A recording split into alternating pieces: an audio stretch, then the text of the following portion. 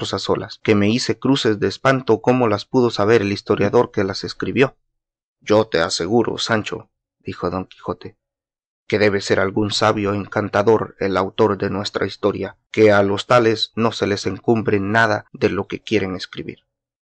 ¿Y cómo? Dijo Sancho, si era sabio y encantador, pues según dice el bachiller Sansón Carrasco, que así se llama el que dicho tengo, que el autor de la historia se llama Cide Hamete Berenjena. Ese nombre es de moro, respondió don Quijote. Así será, respondió Sancho, porque la mayor parte he oído decir que los moros son amigos de berenjenas. Tú debes, Sancho, dijo don Quijote, errarte en el sobrenombre de ese Cide, que en arábigo quiere decir señor. Bien podría ser, replicó Sancho, mas si vuestra merced gusta que yo le haga venir aquí, iré por él en volandas. Harásme mucho placer, amigo, dijo don Quijote, que me tiene suspenso lo que me has dicho, y no comeré bocado que bien me sepa hasta ser informado de todo. Pues yo voy por él, respondió Sancho. Y dejando a su señor, se fue a buscar al bachiller, con el cual volvió de allí a poco espacio, y entre los tres pasaron un graciosísimo coloquio. Capítulo 3. Del ridículo razonamiento que pasó entre don Quijote, Sancho Panza y el bachiller Sansón Carrasco. Pensativo además quedó don Quijote esperando al bachiller Carrasco, de quien esperaba oír las nuevas de sí mismo puestas en libro, como había dicho Sancho, y no se podía persuadir a que tal historia hubiese, pues aún no estaba enjunta en la cuchilla de su espada la sangre de los enemigos que había muerto, y ya querían que anduviesen en estampas sus altas caballerías. Con todo esto, imaginó que algún sabio, o ya amigo o enemigo, por parte de encantamento, las habrá dado a la estampa. Sí, amigo, para engrandecerlas y levantarlas sobre las más señaladas de caballero andante; sí, enemigo, para aniquilarlas y ponerlas debajo de las más viles que de algún vil escudero se hubiesen escrito, puesto decía entre sí, que nunca hazañas de escuderos se escribieron, y cuando fuese verdad que la tal historia hubiese, siendo de caballero andante, por fuerza había de ser grandílocua, alta, insigne, magnífica y verdadera. Con esto se consoló algún tanto, pero desconsolóle pensar que su autor era moro, según aquel nombre decide, y de los moros no se podía esperar verdad alguna, porque todos son embelecadores, falsarios y quimeristas. Temíase no hubiese tratado sus amores con alguna indecencia que redundase en menoscabo y perjuicio de la honestidad de su señora Dulcinea del Toboso. Deseaba que hubiese declarado su fidelidad y el decoro que siempre la había guardado, menospreciando reinas, emperatrices y doncellas de todas calidades, teniendo a raya los ímpetus de los naturales movimientos, y así, envuelto y revuelto en estas y otras muchas imaginaciones, le hallaron Sancho y Carrasco, a quien don Quijote recibió con mucha cortesía. Era el bachiller, aunque se llamaba Sansón, no muy grande de cuerpo, aunque muy gran socarrón, de color macilenta, pero de muy buen entendimiento.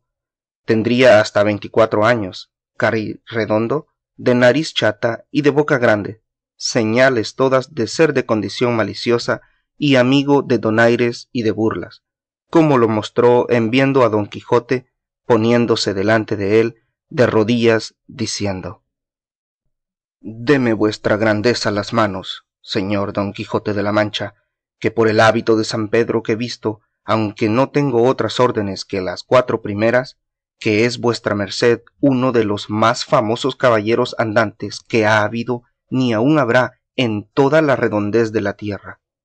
Bien haya Cide Hamete Benengeli que la historia de vuestras grandezas dejó escritas, y rebién haya el curioso que tuvo cuidado de hacerlas traducir de arábigo en nuestro vulgar castellano para universal entretenimiento de las gentes. Hízole levantar don Quijote y dijo: Desa manera, verdad es que hay historia mía, y que fue moro y sabio el que la compuso. Es tan verdad, señor, dijo Sansón, que tengo para mí que el día de hoy están impresos más de 12.000 libros de la tal historia, si no, dígalo Portugal, Barcelona y Valencia, donde se han impreso y aún hay fama que se están imprimiendo en Amberes, y a mí se me trasluce que no ha de haber nación ni lengua donde no se traduzca. Una de las cosas, dijo a esta sazón don Quijote, que más debe de dar contento a un hombre virtuoso y eminente es verse viviendo, andar con buen nombre por las lenguas de las gentes, impreso y en estampa. Dije con buen nombre porque, siendo al contrario, ninguna muerte se le igualará. Si por buena fama y por buen nombre va, dijo el bachiller, solo vuestra merced lleva la palma a todos los caballeros andantes, porque el moro en su lengua y el cristiano en la suya tuvieron cuidado de pintarnos muy al vivo la gallardía de vuestra merced, el ánimo grande en acometer los peligros, la paciencia en las adversidades y el sufrimiento, así en las desgracias como en las heridas, la honestidad y la continencia en los amores, tan platónicos de vuestra merced y de mi señora doña Dulcinea del Toboso. Nunca, dijo a este punto Sancho Panza, he oído llamar con don a mi señora Dulcinea, sino solamente la señora Dulcinea del Toboso, y ya en esto anda errada la historia. No es objeción de importancia esa, respondió Carrasco. No, por cierto, respondió don Quijote, pero dígame vuestra merced, señor bachiller, ¿qué hazañas mías son las que más se ponderan en esa historia? En eso, respondió el bachiller, hay diferentes opiniones como hay diferentes gustos. Unos se atienen a la aventura de los molinos de viento, que a vuestra merced le parecieron briareos y gigantes, otros a la de los batanes, a la descripción de los dos ejércitos que después parecieron ser dos manadas de carneros, aquel encarece la del muerto que llevaban a enterrar a Segovia, uno dice que a todas se aventaja la de la libertad de los galeotes, otro que ninguna iguala a la de los dos gigantes benitos, con la pendencia del valeroso vizcaíno. Dígame, señor bachiller, dijo a esta sazón Sancho, ¿entra ahí la aventura de los yagüenses, cuando a nuestro buen Rocinante se le antojó pedir cotufas en el golfo? No se le quedó nada, respondió Sansón, al sabio en el tintero, todo lo dice y todo lo apunta, hasta lo de las cabriolas que el buen Sancho hizo en la manta. En la manta no hice yo cabriolas, respondió Sancho, en el aire sí, y aún más de las que yo quisiera. A lo que yo imagino, dijo don Quijote, no hay historia humana en el mundo que no tenga sus altibajos, especialmente las que tratan de caballerías, las cuales nunca pueden estar llenas de prósperos sucesos. Con todo eso, respondió el bachiller, dicen algunos que han leído la historia que se holgaran se les hubiera olvidado a los autores de ella algunos de los infinitos palos que en diferentes encuentros dieron al señor don Quijote. Ahí entra la verdad de la historia, dijo Sancho. También pudieran callarlos por equidad, dijo don Quijote, pues las acciones que ni mudan ni alteran la verdad de la historia no hay para qué escribirlas, si han de redundar en menosprecio del señor de la historia. A fe que no fue tan piadoso Eneas como Virgilio le pinta, ni tan prudente Ulises como le describe Homero.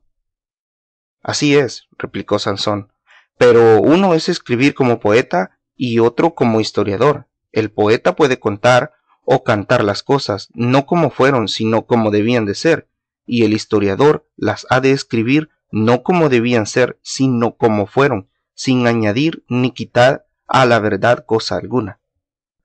Pues si es que se anda a decir verdades ese señor Moro, dijo Sancho, a buen seguro que entre los palos de mi señor se hallen los míos, porque nunca a su merced le tomaron la medida de las espaldas que no me la tomasen a mí de todo el cuerpo. Pero no hay de qué maravillarme, pues, como dice el mismo señor mío, del dolor de la cabeza han de participar los miembros. socarrón sois, Sancho